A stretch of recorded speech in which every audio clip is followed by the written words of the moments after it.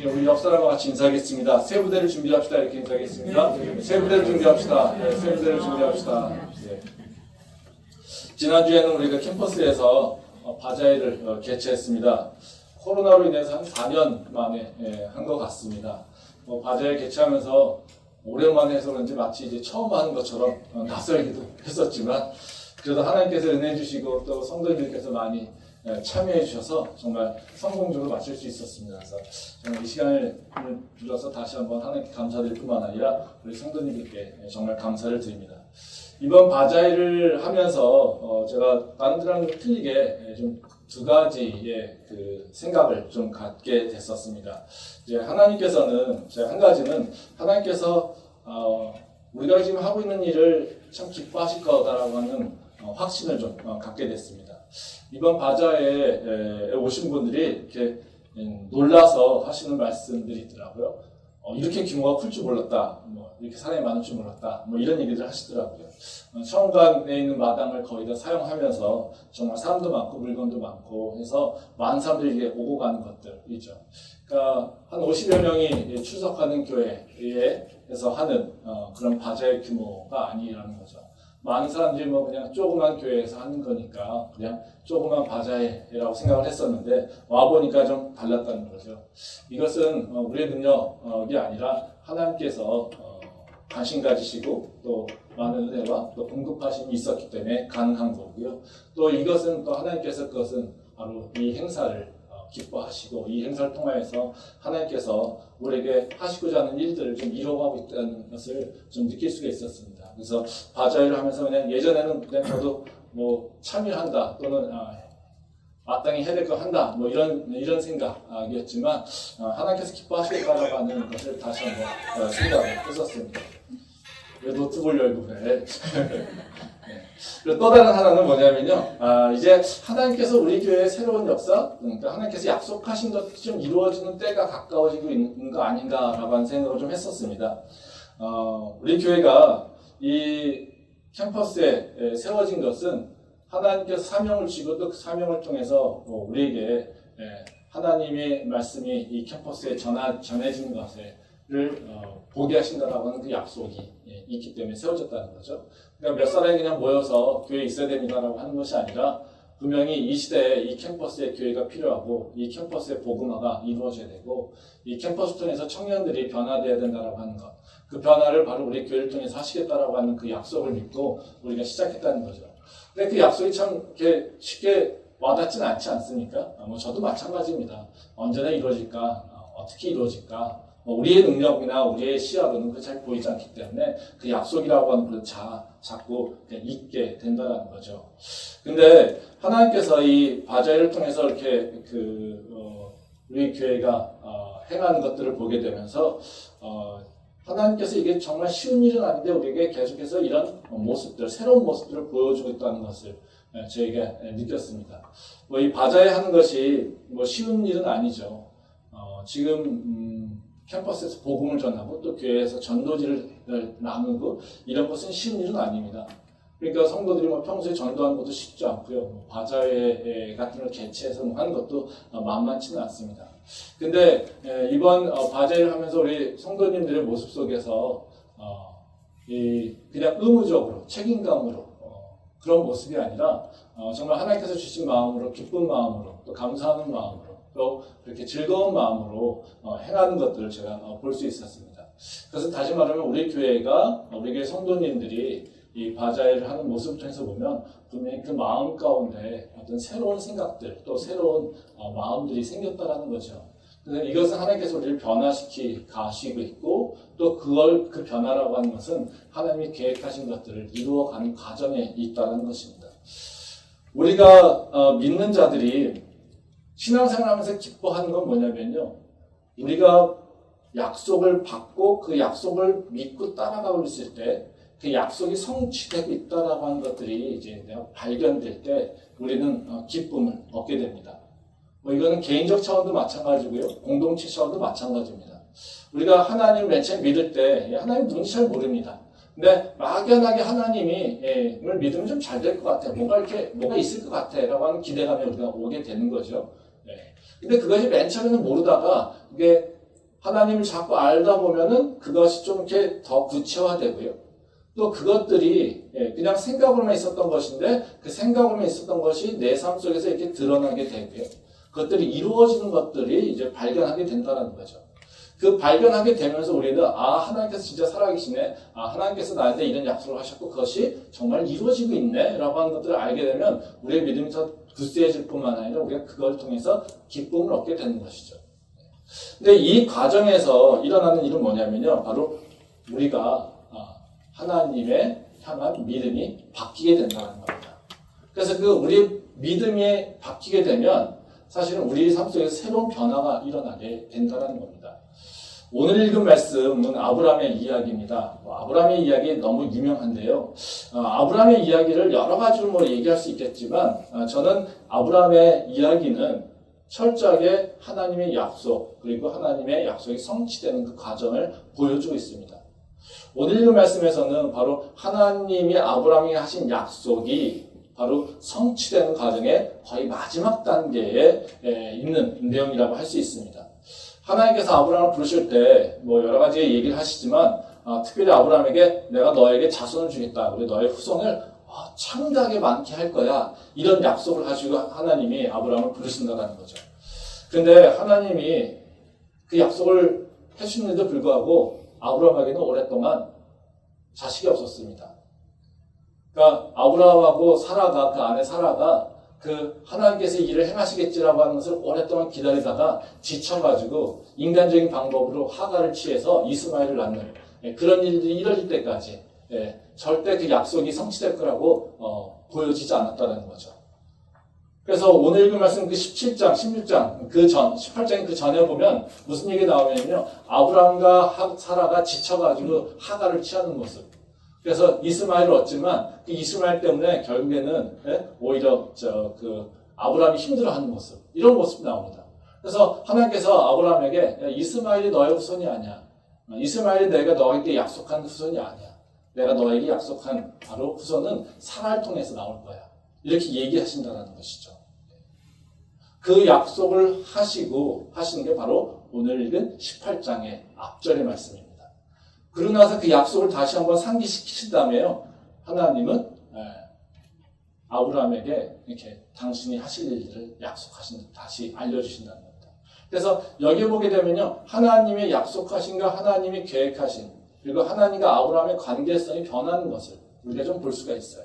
말씀 한번 보도록 하겠습니다. 창세기 18장 10절 말씀입니다. 그가 이르시되 내년 이맘때 내가 반드시 내게로 돌아오리니 내 아내 사라에게 아들이 있으리라 하시니 사라가 그뒤 장막문에서 들었더라. 한 절 더 보겠습니다. 20절에 21절 말씀입니다.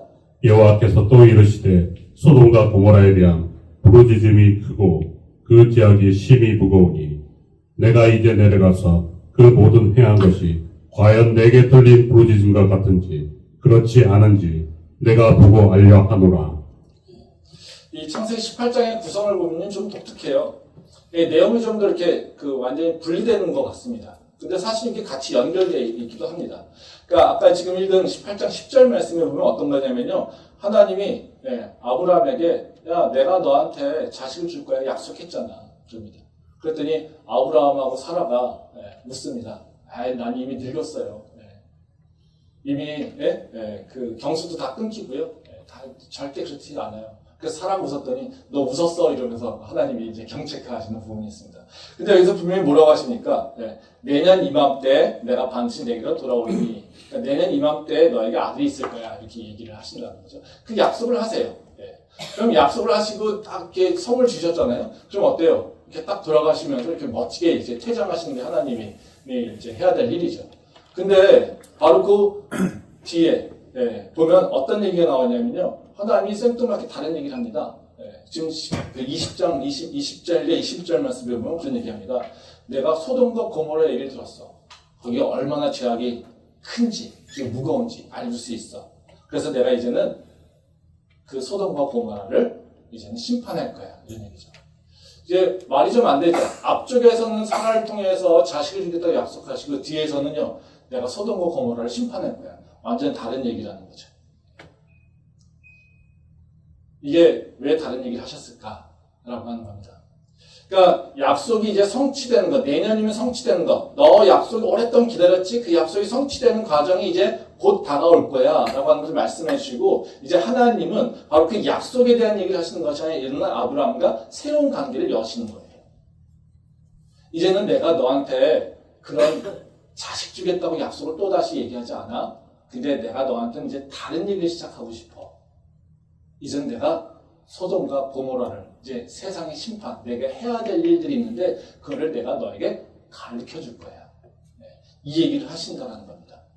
즉 약속의 성취는 말씀이 완결됐죠. 언제까지 해주실 거라는 것. 근데 그 다음에 이제는 하나님이 또 아브라함과 새로운 관계를 여시는 것이 소돔과 고모라의 그 심판하실 것을 이제는 아브라함에게 알려주신다는 겁니다. 사전에. 이것을 알려주신 이유가 뭐겠습니까?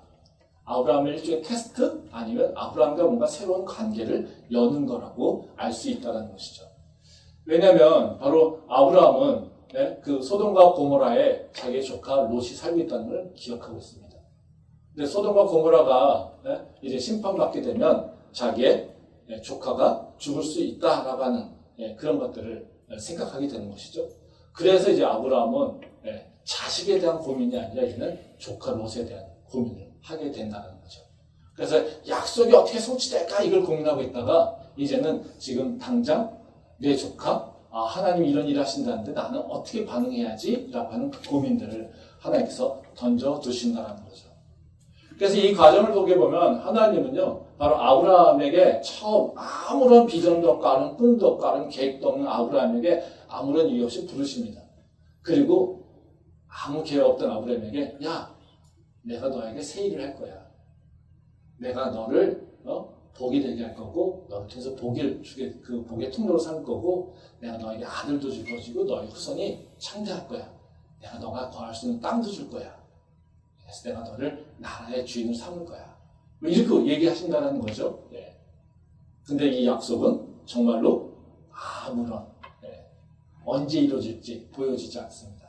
근데 하나님은 아브라함의 인생들을 계속해서 바꿔가시면서 이제 그 약속들이, 그 꿈들이 이루어가는 것들을 차근차근 하나하나씩 이루어가고 있다는 거죠. 그래서 하나님이 약속하신 건요, 단번에 이렇게 이루어지는 것이 아니라요, 분명히 그 약속이 성취되는 과정이 있습니다. 그 성취되는 과정 가운데는요, 바로 나와 하나님의 관계가 변화되는 것이 있다는 거죠. 그래서 오늘 제가 나누려고 하는 말씀은요, 다른 것이 아니라 바로 하나님과 아브라함의 그 관계가 변화되는 걸 통해서 하나님의 약속이 어떻게 성취되고 있는 것인지, 그리고 우리가 그 하나님의 약속이 성취되는 것을 경험하려면 어떤 모습으로 나가야 되는 것인지 그 부분에 대해서 한번 생각을 좀 해보도록 하겠습니다. 이제 첫 번째로는 하나님의 약속이 우리 삶에서 성취되는 그 과정은 어떤 거냐면요, 하나님과 나의 관계가 변해야 되는 거죠. 그러니까 나와 하나님의 관계, 그 교회와 하나님의 관계가 변해가야 됩니다. 어떤 관계로 변해가야 되냐면요, 바로 하나님과 친구되는 관계로 변해가야 된다는 것입니다. 말씀 보도록 하겠습니다. 창세기 18장 17절 말씀입니다. 여호와께서 이르시되 내가 하려는 것을 아브라함에게 숨기겠느냐. 한 절 더 보겠습니다. 요한복음 15장 15절입니다. 이제부터는 너희를 종이라 하지 아니하리니 종은 주인이 하는 것을 알지 못함이라. 너희를 친구라 하였노니 내가 내 아버지께 들은 것을 다 너희에게 알게 하였습니다.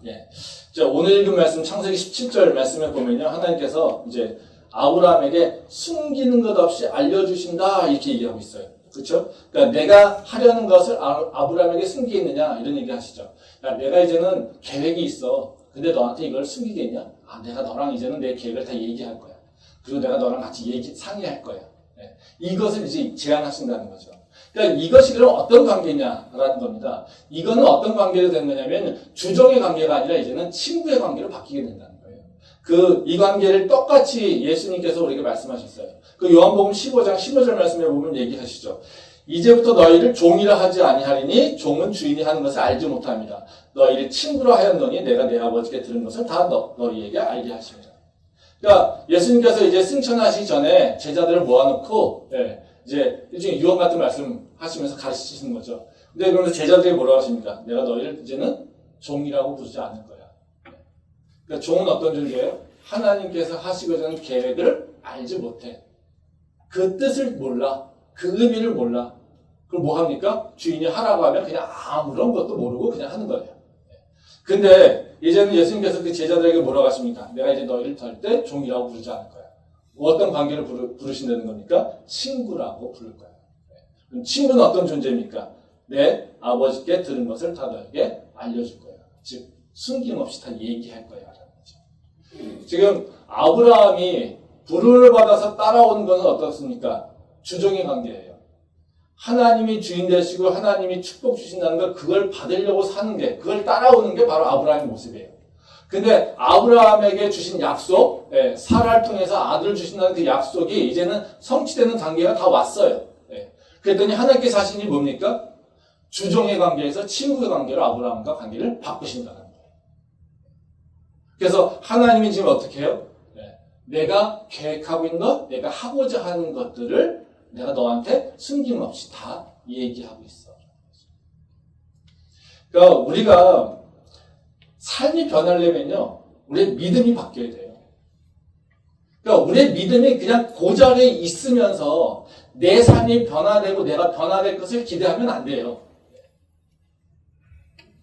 그러니까 내 삶이 변화되고 내 삶이 하나님의 축복을 누리기에 부족함이 없도록 뭔가 새로운 그릇이 되고 멋진 그릇이 되려면 먼저 바뀌어야 되는 건 뭐냐면요, 내 믿음이 바뀌어야 돼요. 그러니까 내 믿음이 바뀌어야지 내 관계가 바뀌는 거예요. 하나님. 믿음은 다른 것이 아니라 하나님과 나의 관계를 얘기하고 있어요. 그러니까 우리가 믿음이 없을 때, 예수님이 하나님의 아들이여 나의 구원주라고 하는 것을 우리가 믿고 있지 않을 때 우리는 어떻습니까? 하나님과 관계없는 자예요. 하나님께 버림받은 자예요. 하나님께 나갈 수 없는 존재잖아요. 그렇죠? 근데 우리가 예수님이 하나님의 아들이라고 하는 것을 믿게 되면 어떻게 됩니까? 이제 하나님에게 나갈 수 있게 됐어요. 하나님하고 관계가 맺어졌어요.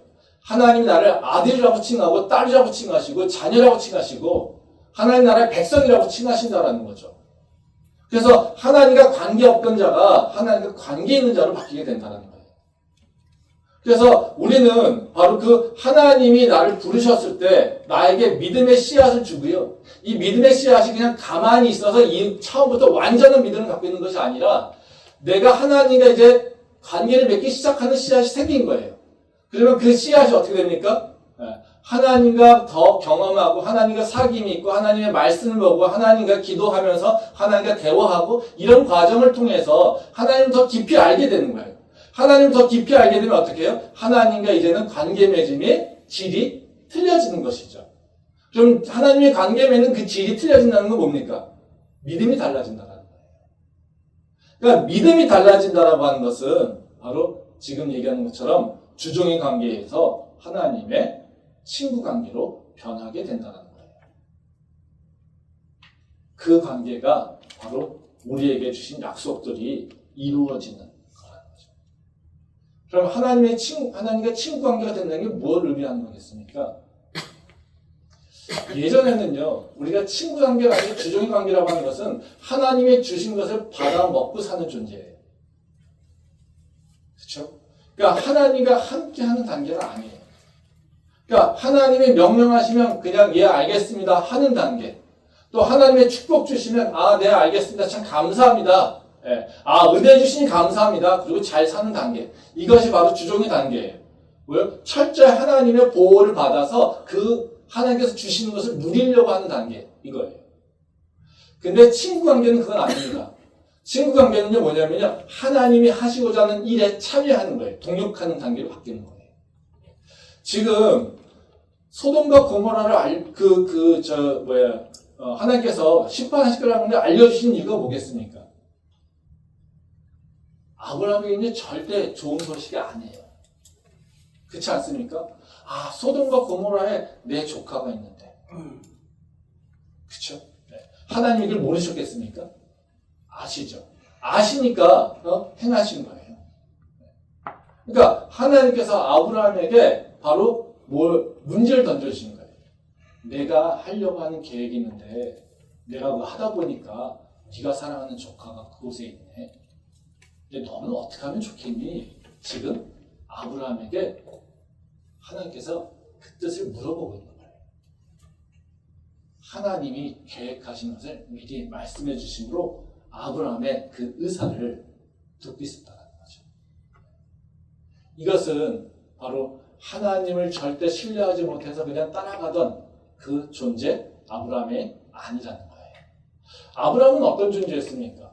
이렇게 하나님이 계획하신 것을 알고서 내가 뭘 할 수 있을 것 같아요. 이렇게 하는 존재였나요? 그렇지 않습니다. 아브라함은 절대 그런 존재가 아니었어요. 말씀 한번 보도록 하겠습니다. 창세기 12장 7절부터 9절 말씀입니다. 여호와께서 아브라함에게 나타나 이르시되 내가 이 땅을 내 자손에게 주리라 하신지라. 자기에게 나타나신 여호와께 그가 그곳에서 제단을 쌓고 거기서 베델 동쪽 산으로 옮겨 장막을 치니 서쪽은 베델이요 동쪽은 아이라. 그가 그곳에서 여호와께 제단을 쌓고 여호와의 이름을 부르더니 점점 남방으로 옮겨갔더라. 이 말씀은 하나님께서 아브라함에게 가나안을 주겠다고 약속하시고 처음 부르시는 거예요. 그래서 이 하나님이 아브라함을 부르실 때 아브라함이 바로 이제 가나안 땅을 주시겠다고 약속하시잖아요. 근데 그 가나안 땅에 도착을 했어요. 근데 여기 보면 마지막에 뭐라고 합니까? 9절에 보면 점점 남방으로 옮겨갔더라. 그러니까 하나님께서 야 아브라함아 내가 너를 이제는 믿음의 조상으로 삼을 거야. 그러니까 내가 너한테 가나안 땅을 줄 거고 가나안 땅에서 너한테 자손을 줄 거야. 그래서 그곳에서 너의 자손이 아마 별과 같이 하늘 별과 같이 많아질 거야. 이렇게 약속하세요. 그래서 그 땅에 도착했어요. 그럼 어떻게 됩니까? 그 약속을 온전히 신뢰했더라면 머물러야 되잖아요. 근데 그 땅에 기근이 왔어요. 그랬더니 아브라함이 어떻게 해요? 점점 더 남방으로, 즉 이집트로, 애굽으로 옮겨가게 됐다는 거예요. 근데 애굽 가서도 어떻게 합니까? 좋습니까? 그렇지 않죠. 애굽 가서 한 일이 뭡니까? 아브라함이 자기 아내를 누이라고 하고 속이는 일. 그렇죠? 그래서 아브라함에게 오는 건 뭡니까? 사실 벌을 받아야 되죠. 근데 하나님은 아브라함에게 물질을 허락해 주십니다. 그렇죠? 이게 종의 관계예요. 하나님이 어떤 계획을 가지는지 관심 없어요. 몰라요. 뭐만 있으면 됩니까? 내게 먹을 것만 있으면 돼요. 내가 안전하기만 하면 돼요. 하나님이 나를 통해 사실 계획 관심 없어요. 그래서 하나님은요, 이런 아브라함에게 너에게 어떤 일이 일어날 거야. 내가 이제는 너 주변의 일에 어떤 일을 행할 거야. 이런 계획 말씀하지 않으세요. 그냥 너는 내 보호받으면 돼. 이거예요. 이게 아브라함과 하나님의 처음의 단계의 관계라는 거죠. 근데 이런 아브라함한테 뭐라고 하십니까? 고민거리 던져주시잖아요. 야, 내가 이제는 소돔과 고모라를 이제 심판할 건데 네가 사랑하는 조카 롯이 있어. 어떡할 건데? 내가 어떻게 하기로 원해? 이 얘기를 물어보신다는 거죠. 다시 말하면 하나님이 계획하신 일, 하나님이 행하시고자 하는 일에 바로 아브라함이 개입할 수 있는 여지를 만들어주시는 겁니다. 그래서 이제는 어떻게 해요? 하나님의 사역에 내가 동참할 수 있는 바로 그 자리를 만들어주시는 게 바로 친구관계라는 거예요. 우리가 하나님하고 맞이해야 될 궁극적인 관계는 뭐냐면요. 자, 바로 이 관계입니다. 하나님께서 행하신 일에 내가 참여할 수 있는 그 존재가 되는 것. 그런 믿음의 그릇을 내가 준비하는 것. 이게 바로 우리가 행하는 일이에요. 그러면 이 단계가 되면 뭐예요? 하나님께서 우리한테 축복 주시고 하는 그 약속들이요. 그런 건 우리는 걱정할 필요가 없어요. 그것 때문에 안절부절할 필요가 없어요. 하나님께서 나한테 축복 안 주시면 어떡하지? 이런 거 고민할 필요가 없어요. 왜요? 나는 지금 하나님과 관계 속에서 사역을 참여하고 있는데 하나님이 행하실 계획들에서 내가 지금 참여하고 있는데 그리고 하나님이 나한테 그 모든 행하실 것들을 알려주면서 지금 가고 있는데 내 삶에서 무슨 어떤 일이 일어날지 내가 지금 앞으로 이제 굶어줄 것인지 이거에 대해서 고민할 필요가 있겠습니까? 없지요. 바로 그 아브라함은 그 단계로 넘어가고 있더라는 거예요. 우리도 하나님의 약속이 내 삶에서 이루어진 것을 경험하려면요. 우리의 믿음이 어떤 모습으로 변해야 되냐면요. 이제는 하나님 주세요, 주세요. 예, 당신이 주지 않으면 내가 못 살아요 라고 하는 단계가 아니라 하나님 무슨 일을 하기를 원하십니까? 하나님께서 어떤 계획을 갖고 계십니까? 하나님 그 계획 가운데 내가 해야 될 일은 뭡니까? 나의 생각은 무엇을 어떤 생각을 가져야 됩니까? 질문하는 단계, 참여하는 단계로 바뀌어야 된다는 것입니다. 바로 그 은혜가, 그 믿음의 그 성장이 우리 안에 있기를 소망합니다. 그렇다면 이제 하나님과 친구 관계로 간다는 거 쉬운 일은 아니죠. 네. 그러면 어떻게 이게 해야지 우리가 친구 관계로 가는 걸까? 네. 오늘 말씀을 통해서 두 가지 정도가 생각을 좀 해보려고 합니다. 어떻게 하면 하나님과 친구하는 관계로 나갈 수 있을까? 이 첫 번째로 뭐냐면요. 나의 문제만을 보던 나의 그 시선이 이제는 내가 아니라 다른 영혼들을 볼 수 있는 시선이 생겨야 돼요. 즉, 내 것만 바라보다가 이제는요, 그것이 아니라 내 주변을 돌아볼 수 있는 시야가 넓어지는 모습으로 바뀌어야 된다는 거죠. 말씀 한번 보겠습니다. 창세기 18장 23절부터 27절 말씀입니다.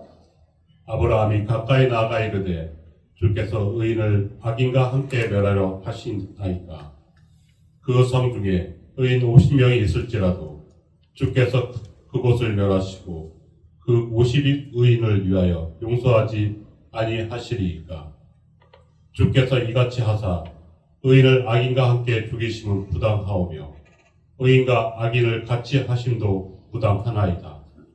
세상을 심판하시는 이가 정의를 행하실 것이 아니니이까. 여호와께서 이르시되 내가 만일 소돔 성읍 가운데에서 의인 50명을 찾으면 그들을 위하여 온 지역을 용서하리라. 아브라함이 대답하여 이르되 나는 티끌이나 재와 같사오나 감히 죽게 아뢰나이다.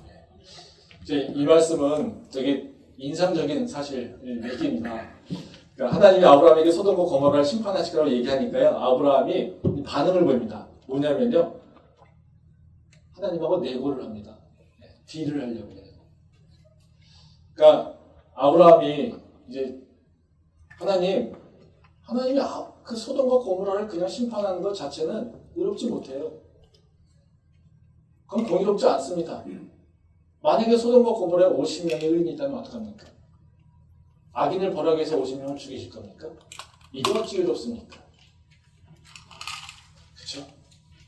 그것도 45인, 40인, 40인에서 30인, 20인, 10명까지 내려갑니다. 근데 10명까지 내려가는 것에 뭐 의미를 두고 있는 것은 아니고요. 네. 이런 행위를 한다는 것 자체가 어떻게 해요? 엄청 놀라운 일입니다. 아브라함은요, 목숨 걸고 하는 거랑 똑같습니다. 생각해보세요. 인간이 하나님한테 의롭지 못합니다. 하나님의 행동이 의롭지 못합니다. 얘기할 수 있는 존재일까요?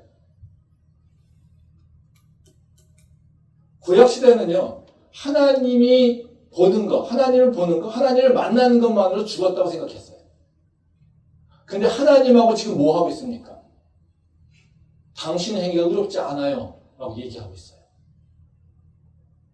어떻게 하나님이 의로우신데 바로 거기에 의인이 있는지 없는지 확인도 안 하시고 그것을 멸하려고 하십니까? 이런 거 지금 따지고 있는 거예요. 지금 아브라함이 뭐 하고 있는 거예요? 지금 목숨 걸고 지금 하고 있는 거라는 거죠. 이거는 인간으로서 할 수 있는 것이 아니에요. 근데 아브라함이 왜 합니까? 롯 때문에 그렇다는 거죠. 말씀 보도록 하겠는데요. 이사야서 45장 9절 말씀입니다. 질그릇 조각 중 한 조각 같은 자가 자기를 지으신 이와 더불어 다툴진대 화 있을진저 지르기 토기장이에게 너는 무엇을 만드느냐 또는 내가 만든 것이 그는 손이 없다 말할 수 있겠느냐. 한 절 더 보겠습니다. 창세기 19장 29절 말씀입니다. 하나님이 그 지역의 성을 멸하실 때 곧 롯이 거주하는 성을 엎으실 때에 하나님이 아브라함을 생각하사 롯을 그 엎으시는 중에서 내보내셨더라. 여기 보면 그런 얘기죠. 이사야서 45장 9절 말씀은 아브라함의 모습을 어떤 존재인지 보여주고 있어요. 그러니까 여기 보면 뭐라고 그래요? 화 있을진저 지느기 토기장에게 너는 무엇을 만드냐 또는 내가 만든 것이 그의 손이 없다 말할 수 있겠느냐. 이건 무슨 얘기냐면요. 우리의 모습이 마음에 안 들어요. 하나님 나를 왜 이렇게 창조하셨어요? 하나님 내 모습을 왜 이렇게 만들어 놓으셨어요? 하나님이 이렇게 잘하신다면 우리를 좋은 모습, 멋진 모습, 하나님 날 사랑한다면서요. 그럼 나를 멋진 모습을 만들어야 되지 않습니까? 근데 어떻게 이런 모습을 만들어놨어요? 나는 가진 것도 없고 잘할 수 있는 것도 없고요. 하나님 나 사랑한다는 그 정말 다 거짓말이에요. 하나님 날 사랑했다라면 나를 정말 멋진 모습을 만들어야 되는 거 아닙니까? 나를 정말 훌륭한 모습을 만들어야 되는 거 아닙니까? 나를 능력 있는 모습을 만들어야 되는 거 아닙니까? 근데 내 모습은요 너무나 추해요. 내 모습은요 너무나 할 수 있는 게 없어요. 창조주인데 왜 나를 이렇게 만들어 놨었어요? 이렇게 따지고 있는 자들에게 야 네가 따질 수 있냐? 이게 이사야서 얘기해요. 야 네가 어떤 존재야? 티끌 같은 존재. 너는 피조물이야. 하나님이 창조해주시고 넌 피조물이야. 피조물이 창조주한테 이래라 저래라 얘기할 수 있겠느냐? 얘기할 수 없어 이겁니다. 근데 지금 아브라함이 뭐 하고 있어요? 하나님 당신이 그러시면 안 되죠. 하나님이 행하신 것이 완전한 의를 행하신 건데 하나님 당신이 행하신 건 의로운 게 아니에요. 잘하시는 일이 아니에요. 위험해요. 이렇게 얘기하는 거죠. 우리가 하나님을 어떻게 봅니까? 전지전능하시고 완전한 의시고 완전한 선하시고 그렇죠? 네. 우리에게 완벽을 행하시는 퍼펙트한 하나님이십니다. 근데 하나님이 계획하신 것에 대해서 이의를 제기하고 있는 게 바로 지금 아브라함이 하고 있는 일이에요. 이건 어떻게 해요? 화 있을진저 천벌을 받자라고 하는 것이죠. 근데 왜 그래요? 하나님은 아브라함의 뜻을 알았죠. 그래서 아브라함이 하나님에게 롯에 대한 얘기를 하지 않습니다. 거기엔 내 조카가 있어요. 그 조카가 있기 때문에 하나님 혹시 내 조카가 의인인데 그 의인 몇만 있어도 그 사이에 내 조카가 혹시 의롭게 살고 있지 않겠습니까? 근데 그 의인까지 죽일 수 있겠습니까? 그러시면 안 되죠. 그것 때문에. 그래서 근데 아브라함은 그 롯의 얘기를 하지 않습니다. 근데 하나님은 어떻게 해요? 아브라함이 왜 이렇게 얘기하는지를 알고 있어요. 아브라함이 지금 자기의 목숨을 내놓고 누구를 위해서 지금 간청하고 있는 겁니까? 롯을 위해서요. 그렇죠? 그래서 아브라함이 롯을 얘기하지 않아도 하나님이 어떻게 하십니까? 롯을 살리십니다. 그 창세기 19장 말씀이 아까 읽은 말씀이 그 말씀이에요. 그 지역의 성을 멸하실 때 곧 롯이 거주하는 성을 엎으실 때 하나님이 아브라함을 생각하사 롯을 그 엎으시는 중에 내보내셨다. 참 놀라운 일이죠. 네. 아브라함은 하나님과 얘기할 때 롯에 대해서 한마디 하지도 않습니다. 롯은 구해주셔야죠. 이런 얘기 하지도 않습니다. 뭐만 가지고 붙습니까? 하나님과 의에 대해서 얘기합니다. 근데 하나님은 아브라함을 생각해서 아브라함의 진심, 그 마음, 속마음을 알고 있기 때문에 롯을 구원해 주신다는 거예요. 이게 하나님이 행하시는 일이라는 거죠. 왜 하나님께서는 아브라함한테 이런 걸 기대하셨을까요? 그러니까 문제 제기하실 때부터 하나님 지금 이걸 기대하고 있었던 거예요. 그러니까 내가 소돔과 고모라를 이제 멸할 건데 또 어떻게 생각하니? 이걸 물어보신 거잖아요. 그렇죠? 그러면 아브라함 입장에서 어떻습니까? 되게 큰 고민이에요. 지금 어때요? 내가 여기서 가만히 있으면 내 조카 롯이 죽을 텐데. 같이. 와, 근데 내가 지금 하나님한테 나가자니 내 목숨이 위태로운데. 그렇죠? 그럼 우리는 어떻게 선택합니까? 내 목숨을 걸고서 롯을 위해서 일할 겁니까? 아니면 내 롯을 포기하겠습니까? 지금 아브라함이 선택한 건 뭡니까? 내가 롯을 구하기 위해서 내 목숨을 거는 거예요. 자기 안위가 아니라 내가 사랑하는 자를 위해서 내 목숨을 걸고서 지금 하나님께 도전하고 있는 거예요. 하나님께서 아브라함에게 원하셨던 그 믿음이라고 하는 건 바로 이 모습이라는 거예요. 맨날 너 자식이 있을까 없을까? 내 후손이 없는데 어떻게 하면 내 후손을 얻을 수 있을까? 하나님한테 좀 잘 보이면 내 후손이 생기지 않을까? 그래서 열심히 쫓아왔는데 기다려다 아무리 기다려도 내게 아들은 생길 것 같지 않아요. 그래서 에이 하나님 믿지 않아. 에이 하나님 기대하지 않아. 그냥 내가 하가를 취하면 돼. 아이씨 내가 무슨 아들을 못 낳을 것 같아? 이러고 이스마엘을 취한 거예요. 근데 그것을 보고 하나님께서 뭐라고 합니까? 아니라고 얘기하잖아요. 그렇죠? 너를 향한 내 계획이 있어. 내가 너를 향해서 내 뜻이 있어. 내가 너를 끝까지 내 일을 이룰 수 있도록 너를 인도할 거야. 그래서 이스마엘이 네 아들이 아니야. 네 후손이 아니야. 얘기하신다는 거죠. 그리고 뭐요? 근데 너가 고민될 것은 그 아들 문제가 아니야. 네가 고민해야 될 문제는 바로 하나님이 행하실 일들에 대해서 네가 어떻게 반응할 건지를 고민해야 되라는 거예요. 너희 아들 얘기가 아니라 네가 사랑하는 조카, 그 생명들이 어떻게 되는지 네가 고민해야 되라는 거예요. 이 믿음이 있었기 때문에 나중에 이삭을 드릴 수 있는 믿음으로 성장하게 되는 것이죠. 우리가 하나님의 계획하신 것을, 그리고 하나님 나에게 약속하신 것을, 이게 이루어지는 것을 보려면요, 내 것만 바라보면서 이것만 주세요, 이것만 주세요 해서는 그 하나님의 그 일하심을 볼 수가 없어요. 하나님이 말씀하신 것을 내가 이제는 행하겠다라고 하는 믿음으로, 이제는 나의 유익이 아니라 하나님의 유익을, 하나님 사랑하는 영혼들을 유익을 구하기 위해서 내가 뭔가 하겠다라고 하는 것에 대한 관심이 있어야 된다는 거죠. 우리가 바제를 통해서 확인한 것은 다른 것이 아니라 바로 영혼에 대한 마음이 있기 때문에 그렇죠. 우리가 바제한 게 돈을 벌기 위해서 한 거니까? 수익을 내기 위해서 그런 겁니까? 그렇지 않습니다. 우리가 바제를 한 목적은요, 다른 것이 아니라 하나님의 그 사랑과 하나님의 선하심, 그것을 드러내면서 복음을 전하려고 하는 거예요. 캠퍼스에서 복음 전하기 어려우니까요, 바로 그런 일을 통해서 우리가 내 육신이 힘들지만요, 바로 그것 때문에 한 거예요. 우리가 바제 활동에서 제가 그래서 본 것은 뭐냐면요, 우리 성도님들이 복음 전하는 것에 대한 마음이 있다는 거죠. 우리 강사님들 전파하시면서 애들 오면 교회 다니냐? 무슨 과니? 교회 다니냐? 전파하는 거에 관심 있는 것이 아니라 너가 누구니? 너가 교회 다니니? 너가 예수 믿니? 너 교회 다녔었니? 이거에 관심을 갖고 있었던 거죠. 그러니까 말 한마디가 전 몇 장 더 파는 게 중요한 게 아니라 너 교회 다니? 무슨 과니? 이건 뭐예요? 관심이. 영혼에 대한 관심이 있다는 겁니다. 그건 뭐겠습니까? 하나님께서 우리에게 바로 그 친구 관계로 하나님의 일에 동참할 수 있도록 우리에게 믿음을 주셨다는 거죠. 그것이 바로 우리가 몸이 지치지만 그래도 하나님께서 행하신 일이라고 믿고 그 일에 참여하고 그것에서 바로 영혼에 대한 관심을 갖고 할 수 있는 것 아니겠습니까? 저는 이런 그 바자회에서의 도전이 그냥 바자회를 끝나는 것이 아니라 우리 교회 안에서도 계속해서 이루어지면 좋겠습니다. 영혼에 대한 관심을 갖고요, 계속해서 전도하고 복음을 전하고 또 우리 안에 오는 세가족들과 그 사랑의 관계를 맺었으면 좋겠습니다.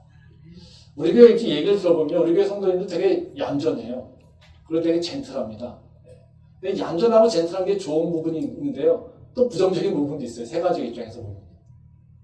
왜냐하면 얌전하시니까 잘 낯을 가리시는 부분이 꽤 많죠. 그러니까 세가족이 와도 이렇게 아는 척을 잘 안 합니다. 그러니까 그 세가족이 와도 아는 척을 안 하는 이유는 그냥 관심이 없어서가 아니라요. 내가 뭘 나까지. 또 나 가리는 사람인데 저 사람도 내가 가면 부담스러워하지 않을까? 그런 부분도 있을 수 있죠. 근데 많은 세가족들이 얘기하는 건 뭐냐면요, 여기 교회는 다 점잖고 다 공부를 많이 하고 그래서 그런지 이렇게 잘 와닿지 않는다는 거죠. 오히려 그것 때문에 내가 어떻게 껴야 되지? 낄 수 있을까? 이런 생각을 하게 된다는 거예요. 우리의 관심이 있다라고 하는 것을 잘 못 느끼게 된다는 거죠. 저는 그래서 우리가 조금 도전 좀 했으면 좋겠어요.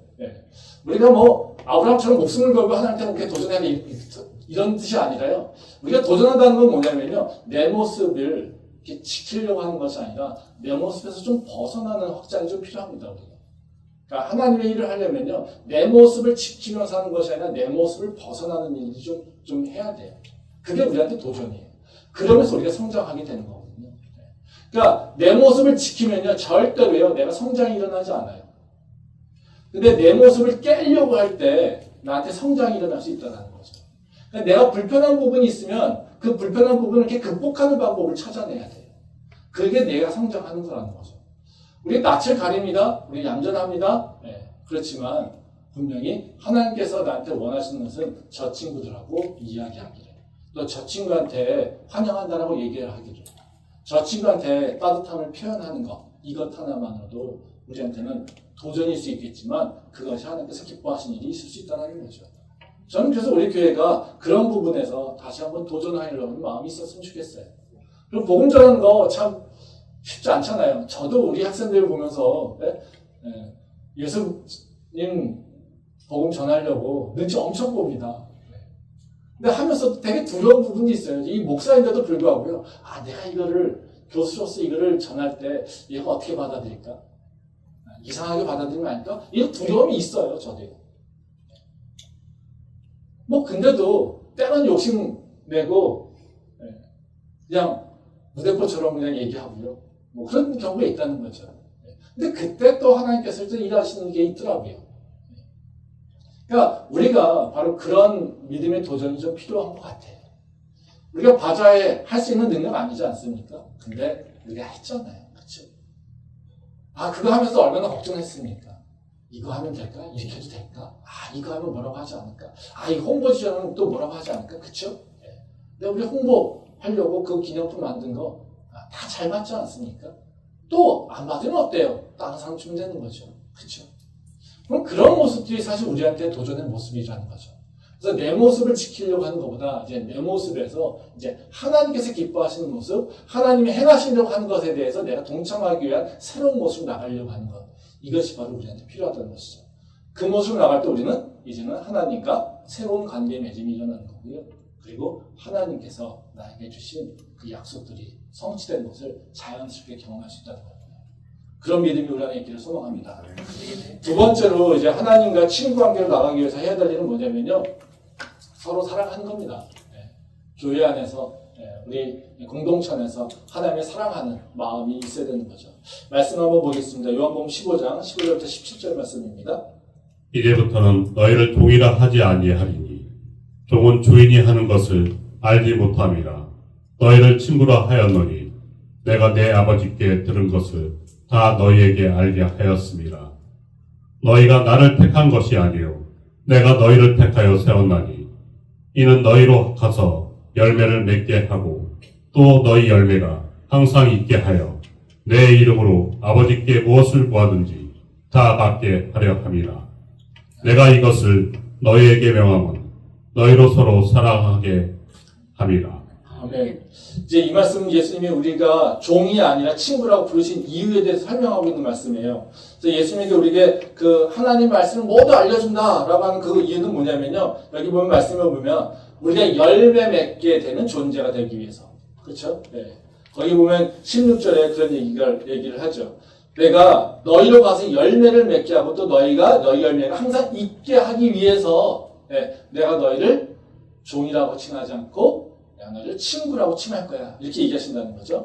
또 다른 하나는 뭐냐면요. 17절 말씀을 보면 그런 얘기입니다. 너희에게 명함은 너희로 서로 사랑하게 하려고 한다. 이렇게 얘기하고 있다는 거예요.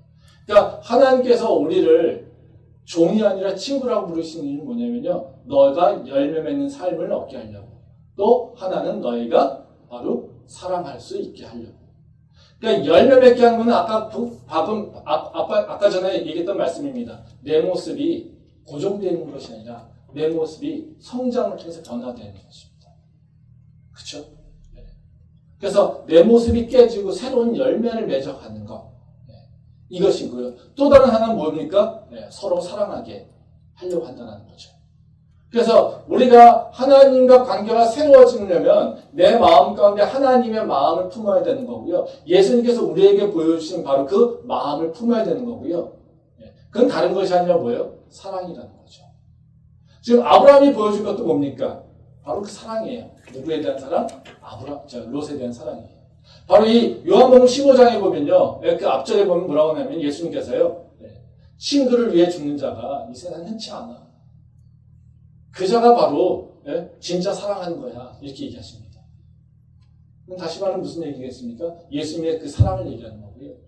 바로 예수님의 사랑이 우리 안에 있기를 소망한다는 거고요. 그 사랑의 마음으로 행동하라. 이렇게 얘기하고 있다는 거죠.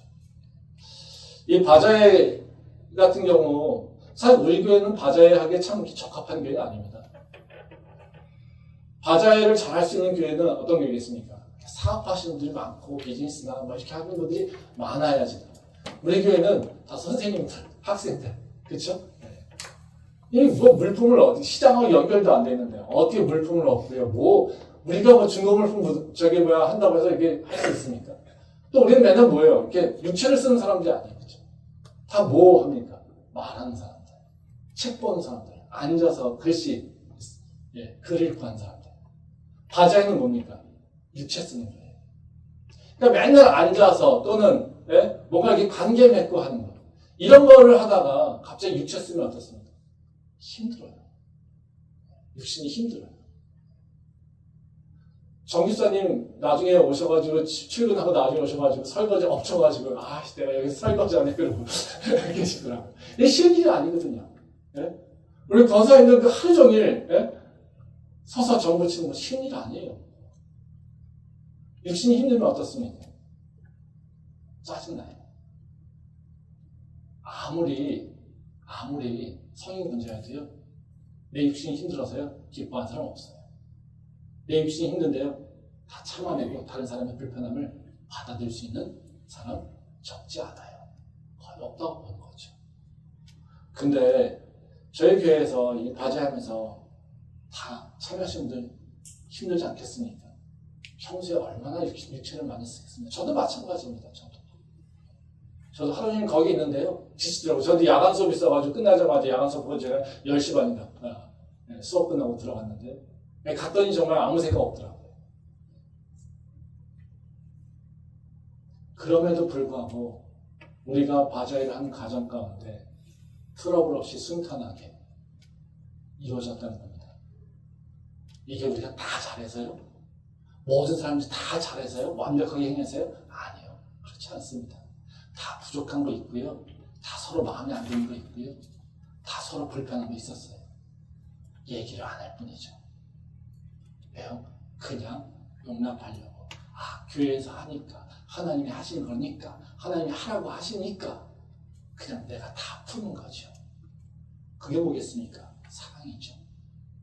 그게 뭡니까? 하나님을 향한 사랑이죠. 저자도 부족하지만 그래도 하나님의 일을 한다고 왔는데 그래 부족하지만 내가 품어야지. 그래 내가 이해해야지. 속이 부글부글 할 수도 있지만요. 그래도 품어야지. 이것을 다짐하면서 일어난 일이 아니겠습니까? 누구도 저한테 얘기하지 않습니다. 그렇지만 뻔한 일 아닙니까? 이러면서 어떻게 마음이 찰떡같이 다 맞겠습니까? 근데 이것을 문제로 만들지 않는 것, 이게 뭐겠습니까? 사랑의 힘이죠. 사랑을 용납하기 때문에 다른 사람의 부족함을 품을 수 있는 것이라는 거죠. 저는 이번에 또 바자회하면서 참 이전과 다르게 참 감사했던 일은 뭐냐면요. 미얀마 청년들 참 감사했습니다. 미얀마 청년들 한 10명? 우리 먹함도 있지만요. 다른 학교 다니는 친구들도 와가지고 에이드 타느냐고요. 점심도 제대로 못 먹고 정 먹고 하면서 떡볶이 먹고 하면서 우리가 제대로 섬기지 못했습니다. 얼굴이 빨개져가지고 그 친구들 와가지고 봉사하고 갔어요. 왜 왔겠습니까, 그들이? 우리가 미얀마 유학생들을 위한, 미얀마 학생들을 위한 그런 자선 바자회니까요? 아니요. 예전에도 그랬어요. 근데 예전에는 안 왔어요. 근데 이번에 왔다는 거죠. 참 감사한 건 그들과 우리가 미얀마 청년 리더십 아카데미를 통해서 같이 사랑의 교제를 했다는 증거라는 거죠. 우리가 그들에게 대해서 관심을 갖고 그들에게 계속해서 뭔가 주려고 했고 우리가 사랑의 마음으로 그들과 함께 교제하려고 했고 그러니까 그들도 우리가 뭘 한다라고 하니까 그리고 미얀마들을 위해서 뭔가 하려고 한다니까 그들이 나서서 온 거 아니겠습니까?